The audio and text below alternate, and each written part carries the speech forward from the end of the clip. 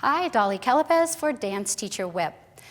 This time we're going to talk about stretching, and stretching seems to be so important to dancers, period, especially nowadays because we make all of those huge, over-exaggerated stretching actions.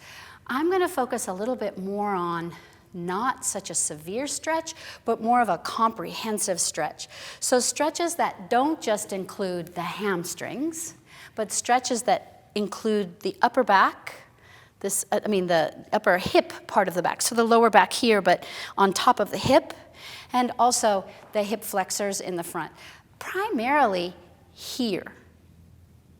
When you're tight here, when you're tight inside of the hip sockets or tight in the top of your hip, you can't rotate, you can't really do a proper développé because this is bound down and stuck together.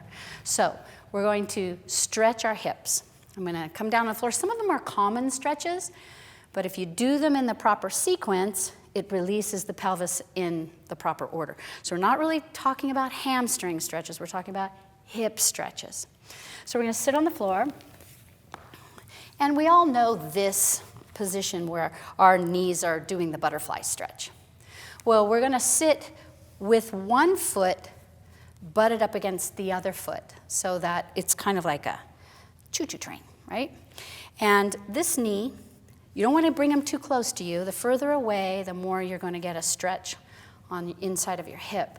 We're going to take our head over towards the foot that's behind, and we're going to push gently on the other knee. This is creating a stretch in that area that I was just talking about. Now we're going to make it an active stretch. We're going to move through the stretch. We inhale forward, and we're going to exhale side. And we're going to inhale forward, and we're going to exhale side. Then you're just going to hold it there after you've created that stretch. So let's talk about that. It's really important, the configuration of your hip. If I put my head over here and push over here, I'm not going to get the same effect. So your head has to go towards that back foot, and you're pushing on the front knee. If we're going to talk about a little bit more common stretch that stretches the same area, would be the running stretch. So if I were to put one foot at my knee and one foot forward and reach in the opposite direction, this hip knee is going down and we're getting a stretch a little bit higher in the upper back area, the upper hip area, and not in the hip down here, but still it's the same area and it's a pretty simple stretch. This one comes all the way up into your lats towards your armpit.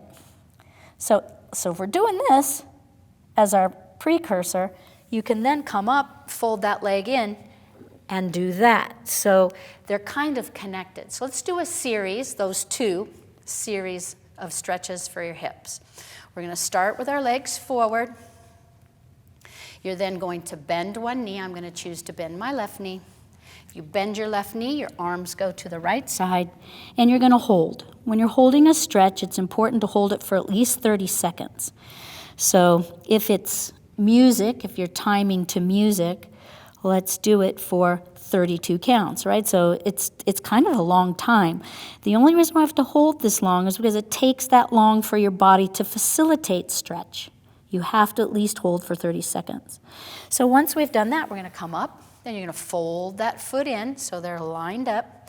We're going to take our head towards the back foot, and we're going to push on that front knee.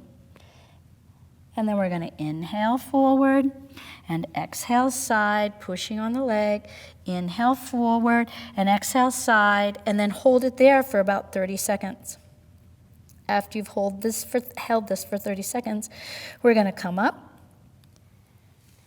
and we're going to change legs. So we go to opposite to the knee, stretching a little bit higher, not quite down into your hip socket, but a little bit above that. Breathing. That's a really essential part to stretching is your breath as you come up. And why is that essential? Because your breath, you're supposed to be connecting to your mind, and where you feel the tension is where you're thinking about. You breathe into that tension, and as you exhale, you imagine that tension releasing. So take our head over to the side. We're going to inhale as we come forward. We're going to exhale as we go into the stretch. Inhale forward as we come out of the stretch, then exhale and push and hold it there. Breathing, thinking about where the tension is, and then chasing that tension away. Okay? Not just stretches for the hamstrings, but stretching for the hip and the area lower back right above the hip.